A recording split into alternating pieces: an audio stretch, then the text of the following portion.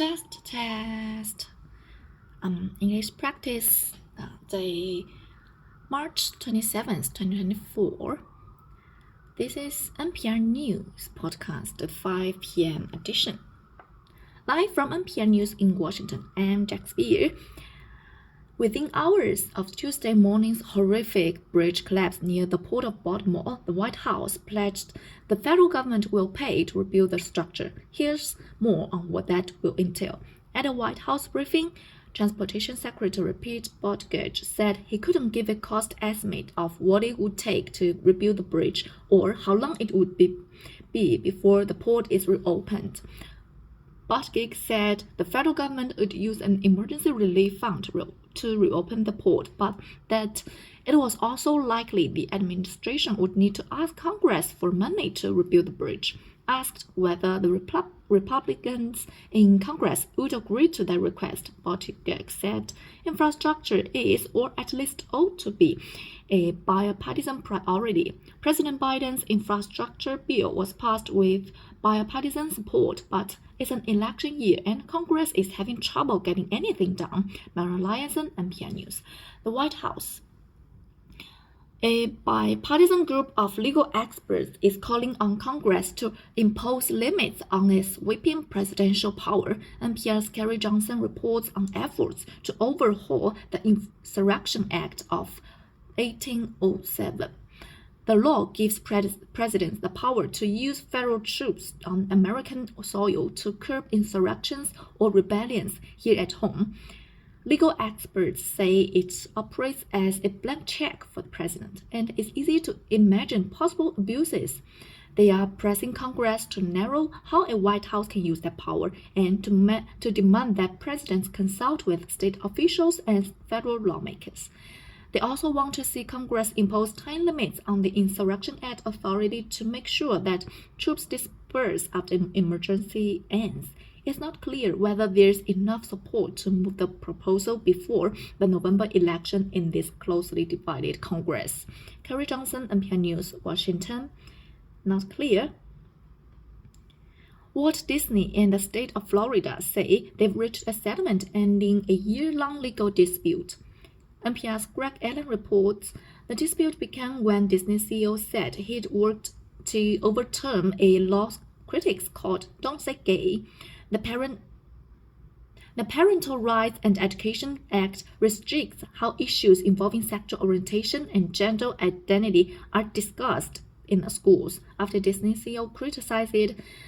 Florida Governor Ron DeSantis worked with lawmakers to revise a 50-year-old law, removing the company's self-governing status and putting it under control of a board appointed by the governor. Disney lost a legal challenge in federal court. The settlement announced by both parties ends lawsuits pending in state court. DeSantis' office is calling it a win for the Florida governor.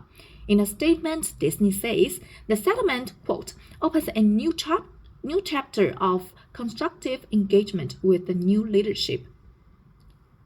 Greg Allen, NPR News, Miami. New York is moving to become the first city with congestion tolls for drivers, honoring a large swath of its downtown.